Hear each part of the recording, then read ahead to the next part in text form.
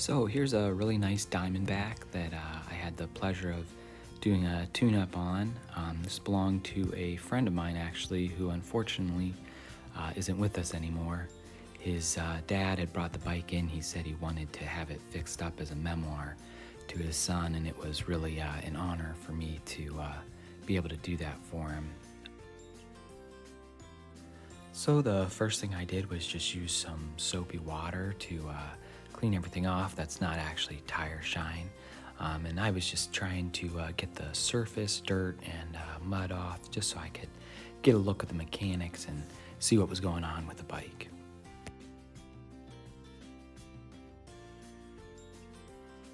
Once I got the surface dirt off, I went ahead and started to work on the rear cog and rear derailleur as well as the chain. Just using some WD-40 here to get everything loosened up and start to clean some of that grime and stuff out of the cog there. Then I used a chain cleaner just to really get into all the little crevices on that chain and make sure I get all the dirt and stuff out of there so that the chain just moving real fluid there. There's a lot of buildup in this rear cog, so I just wanted to take my time and make sure I got in there and did an intricate clean of every single gear. Then I used Presta-Cycles 1 liquid to lubricate the chain. I love this stuff, it works great. So the first thing I noticed, as you can hear,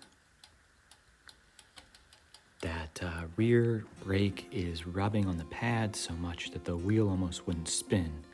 So I got my trusty Allen wrench here, and I just loosened the caliper from the frame. Then I'm gonna apply the brake here and re-tighten that caliper to the frame, and what that does is it positions those pads where they should be. This technique almost never works perfectly on the first try. For some reason it did for me here, but on the front I actually had to take quite a bit of time to manually adjust that to get the correct spacing on either side of that disc. The next thing I did was check the gears to see how they were shifting, and it would only go into a couple of the top gears. So since I was going to have to readjust everything, I decided I'd go ahead and just take the cables off, take the cable housing off, and go ahead and do a deep clean on the cables themselves.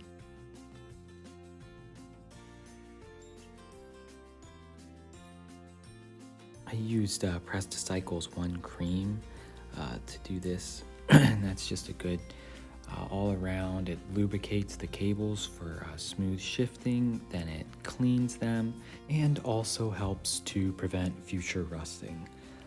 So once I got that on there, I went ahead and put the cable housing back on, and I'm ready to hook that cable back up. So I just put the cable through the clamp here, but then before I actually tighten it, I go to that top barrel adjuster and tighten that down as much as it will go. And then I loosen it 3 to 4 cranks, and that just ensures that I have the play I need to do that fine tuning later. Then I go pull that cable hand tight and tighten that clamp down good. Then it's time to do the same thing with the front derailleur. I didn't show my process for getting the gears all to shift smoothly, but I'm hoping to do some more videos in the future where I can show a little bit more of that process. Once I got that all hooked up, I was able to do that fine tuning and eventually get the gears all shifting smooth. That's the best feeling in the world, when you just get it to easily shift all the way up and then all the way back down.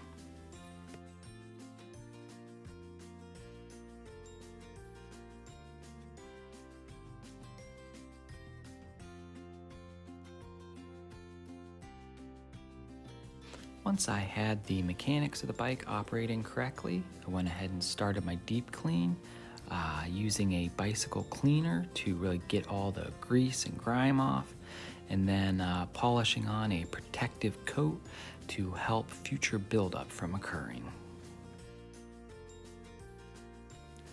Next, I checked the tire pressure on this. I thought I'd show for anybody who might not know.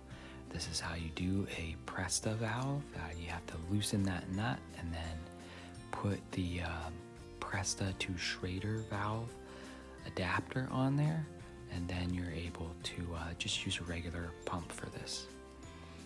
So on the tire it said 50 pounds max, so that's what I was shooting for. I'm a little bit too strong. I put a little bit too much in there, so I had to let some out. But then eventually I got it right around that 50 psi mark. I like to use the old school pump because it keeps me in shape. Check this back tire and got it right on the money. So last but certainly not least, I'm gonna go ahead and use some WD-40 to clean this disc really well. I've been spraying cleaning products around it. I've been touching it with my hand, and it's really important not to have any residue on that disc so that you can ensure optimal braking. So once I do this cleaning, I'm not gonna touch that disc again. All right, so here's a little bit of the before and after. I'm super pleased with how this bike turned out. Man, what a beautiful bike. Honestly, a lot of fun to work on. And, you know, I always love seeing my customers' reactions to seeing their bike all tuned up. But like I said, this one was a little bit special for me, and I can't wait to return it.